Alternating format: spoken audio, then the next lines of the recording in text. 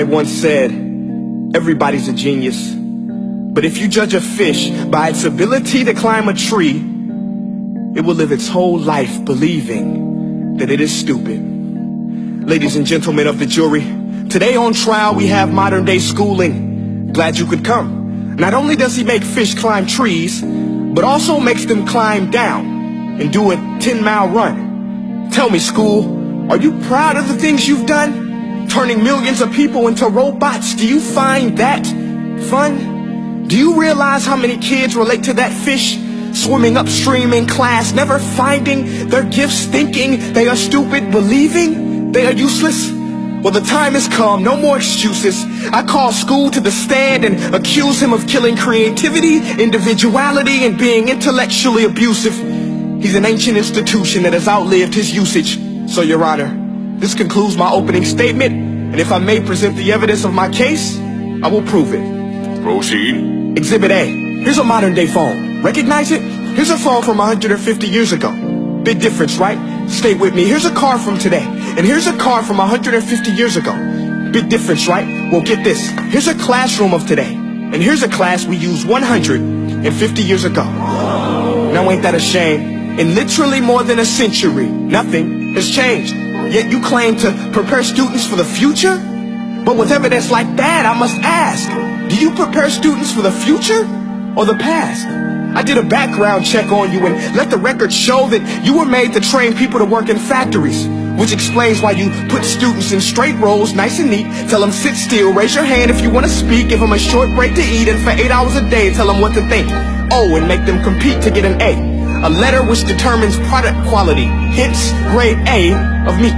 I get it. Back then, times were different. We all have a past. I myself am no Gandhi. But today, we don't need to make robots zombies. The world has progressed. And now we need people who think creatively, innovatively, critically, independently, with the ability to connect. See, every scientist will tell you that no two brains are the same. And every parent with 2 or more children will confirm that claim.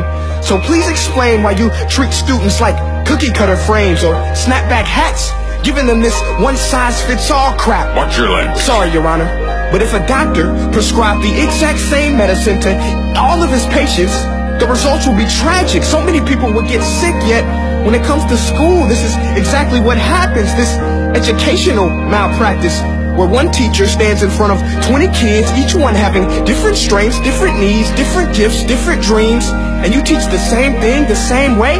That's horrific. Ladies and gentlemen, the defendant should not be acquitted. This may be one of the worst criminal offenses ever to be committed. And let's mention the way you treat your employees. Objection. Overruled. I want to hear this. It's a shame.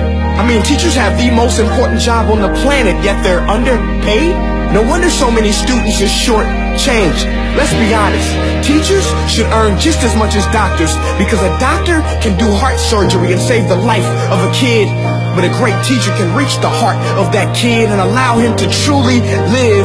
See, teachers are heroes that often get blamed, but they're not the problem. They work in a system without many options or rights. Curriculums are created by policymakers, most of which have never taught a day in their life. Just obsessed with standardized tests. They think bubbling in a multiple choice question will determine success. That's outlandish. In fact, these tests are too cruel to be used and should be abandoned, but don't take my word for it. Take Frederick J. Kelly, the man who invented standardized testing, who said, and I quote, "These tests are too cruel to be used and should be abandoned." Ladies and gentlemen of the jury, if we continue down this road, the results will be lethal. I don't have much faith in school, but I do have faith in people. And if we can customize healthcare, cars, and Facebook pages, then it is our duty to do the same for education, to upgrade it, change it, do away with school spirit, because that's useless. Unless we're working to bring the spirit out of each and every student, that should be our task. No more Common Core. Instead, let's reach the core of every heart in every class. Sure, math is important, but no more than art or dance. Let's give every gift an equal chance. I know this sounds like a dream, but countries like Finland are doing impressive things. They have shorter school days.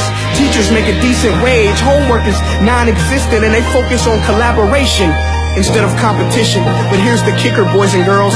Their educational system outperforms every other country in the world. Other places like Singapore are succeeding rapidly. Schools like Montessori, programs like Khan Academy. There is no single solution, but let's get moving. Because while students may be 20% of our population, they are 100% of our future. So let's attend to their dreams, and there's no telling what we can achieve. This is a world in which I believe, a world where fish are no longer forced to climb trees. I rest my case.